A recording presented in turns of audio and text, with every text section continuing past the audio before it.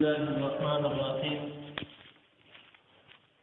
كتب عليكم إذا حضر أحدكم الموت إن ترك خيرا الوصية للوالدين والأقربين بالمعروف حقا على المتقين. سورة بقرة 180 نمبر آیات دی. الله تعالی بدې کې د امور مصلحونه د وصیت او د تقسیم باز ذکر کړی. ځکه چې کله ډېر پیریډي چې کله به کورنۍ جګړې جنګ د مال دولت په سر باندې جوړې شي او تر څو پورې هغه حل شوي نه وي نو دښمنۍ صورت اختیار کړي او د هغې نه بعد بیا د دې کورنۍ نظام درهم برهم شي او چې کله کورنۍ نظام خراب شي نو بیا به هر سړی د کافر نه د مسلمان تپوس نشي کولی، د خپل دین تپوس نشي کولی، ځکه ځان نه موږ تقریبا کېږي.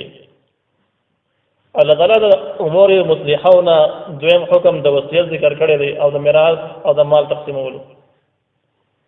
الله تعالی فرمایي کتب علیکم فرض شوي دي په تاسو باندې اذا په هغه وخت کې حاضره چې حاضر شي احدکم الموت یو کس تاسو ته مرګ تاسو کې یو کس ته مرګ حاضر شي روزن کدن علامات شروع شي چې اوس دی وفات کیږي. ان ترک خیرا الوصیت که پر خودلې و مال نو لازم دی په وصیت للوالدین په بار د مور او پلار کې ولا قربین او د خپلوانو بل معروف په خطر قصر حقا علی المتقین دا حق پر ازګرانو باندې. اوس دومره معلومه شوله چې دا کم کس چې وفات کیږي نو دی په وصیت کوي. وصیت به د مال په باره کې او دا به د مور او پلار او د خپلوان ته هغوی په باره هغوی د پاره د تقسیم په باره کې وي چې په دې طریقه دومره د پلار ته میلاو شي دومره د خپلوانو ته. اوس دا خبره ده چې دا فرض دی نو دې باندې چا عمل کړی دی او دې باندې پوری څوک بحث نه کوي. اصلي خبره دا ده چې په دې آیات کې دوه احتمال دي. یو احتمال دا ده چې دا بیخي د تعلق د میراث سره شي نو چې کله تعلق د میراث سره د اکثر مفسرینو دا رایي ده نو بیا د میراث احکامو د راتلو نه مخکې چې میراث احکام نازل شوي نه وو نو په هغه وخت کې به چې کله کس وفات کېده نو هغې به وصیت کاوه دا پې لازم و فرض وکړي چې هغه به خپل پلار لپاره وصیت کوي د مور لپاره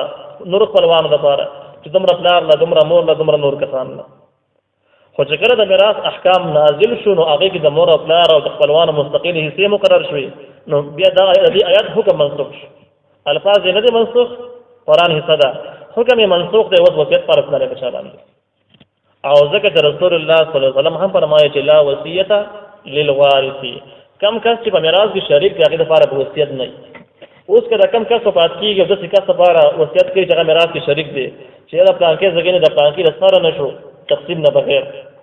او پلانکې زګینې زما له طرف نه ورته حواله شو دومره شو، دا خبرې نه چلېږي. میراث چې کم کس میراث کې څه شته نو هغه دپاره به وصیتونه بالکل نه وي، هغه ته به وصیت نه کېږي چې دومره شو دومره نه شو، دا خبره هم پکې نه وي. کوم خلک چې په میراث کې شریک نه دی علاوه خلک دی میراث کې څه نشته دی نو هغې دپاره به بیا وصیت نافظ دي، خو دا به هم په درېیم حصه کې نافظ دی، باقي کې به نافظ نه وي. اوس سړی داسې وصیت کوي بچو ته کار دی وارثان ته کار دی وایي چې یاره او د الله تعالی یاره پکې نشته دی چې زما را ټول مال راوالی په جومات ته یې ورکوي مدرسې ته یې ورکوي غریبانانو یې تقسیم کړي خپلوانو پکې یو ځای ودرسي نو دا به شریعت دا رد کوي، دا نه نافظېږي.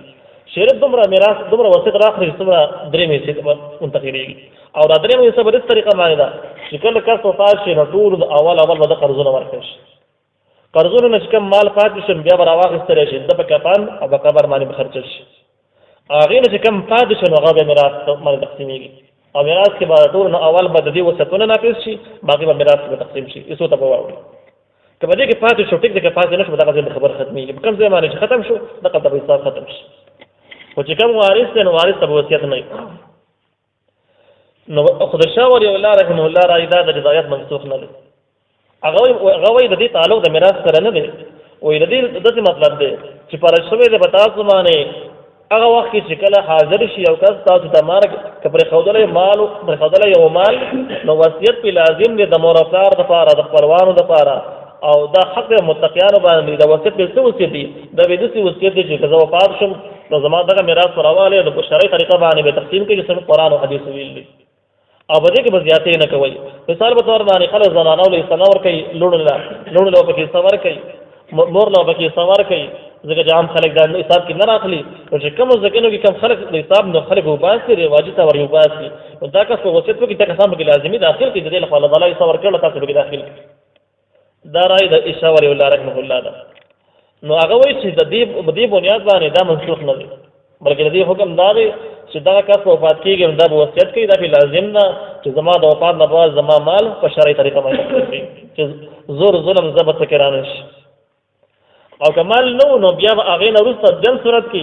بیا به دا سړی داسې وصیت کوي چې زما د وفات نه بعد تاسو په آسماني شرعي دین باندې کلک اوسېږئ او د باطلو فرقو د باطلو مسایلو کې به تاسو داخلېږئ نه باطلو خلکو سره ملګري کېږي اګر سړی وفات کېږي او وفات کې وفات ته نږدې داسې وایي چې زه خو دنیا نه تلو والا یم کېدای شي زما د وفات نه بعد ډېرې فتنې را برسېره شي ډېر حالات خراب شي خو ورې تاسو به د اهل سنت والجماعت د عقیدې نه خوا کېږئ نه دا صحیح عقیده ده دا صحابه کرام او تابعین او تابعین ټول په دې لاره چلېدلي دي ټول بزرګان په دې لاره باندې راغلي دي نو لهذا چې فتنې شکار نه شي د اهل سنت والجماعت د خوا ځئ نو شاه ولی الله رحمه الله وایي چې دې احتمال پکې دا دی چې کله مال نه نو بیا به داسې وصیت کوي فمن بدله بعد ما سمعه فإنما اسمه على الذين يبدلونه دا زورنه د هغه چا دپاره چې څوک شرعي وصیت واوري او دغه اورېدونکی لالچي او دغه وصیت راوالي ګډوډي مثال په طور باندې هغه داسې وصیت کړی چې یاره زما د وفات نه بعد دا مال په شرعي طریقه باندې تقسیم کړي او لوڼو له پکې ورکړي او زامنو له او ټولو له چې څنګه طریقه باندې شریعت ویلي هغسې ورکړي خو دا کم کس چې ناست دی نو دی وروسته وایي چې نه داسې نه ویلي زه ناست یم هغې ویل چې لوڼو له پکې بلکل مه ورکوئ یا زامنې تقسیم کوي یا پکې پلانکي له مه ورکوئ دا پکې ما ته خولې ده چې دا پکې مه ورکوئ نو هغه وصیت شرعي کړی دی او دوی رضا نه بدلوي را بدلوي نو دغه خلکو دپاره زورنه ده چې څوک جایز شرعي وصیت راخلي او ګډوډ کوي یې خرابوي الله تعالی وایي فمن بدله چا چې بدل کو دا وصیت بعد ما وروسته د هغې نه سمعه چې د اورېدلی دی د صحیح د مړي نه اورېدلي او د مړي کوم کس چې وفات شو چې هغه داسې خبرې کړې وي خو د خپل طرف نه بدل کړو فانما اسمه على الذين يبدلونه یقینا ګناه د بدلولو په هغه کسانو باندې د یبدلونه چې دا وصیت بدل کړل یعنی دا لوی جرم یې کړی دی ان الله سميع عليم یقینا الله تعالی اورېدونکی او پوهه دی د ظالمانو مجرمانو خبرې هم اورېدلې دي او دغه وصیت کوونکي خبرې هم اورېدلې دي لهذا دا ظالمان الله تعالی رانیسي سزا به ورکوي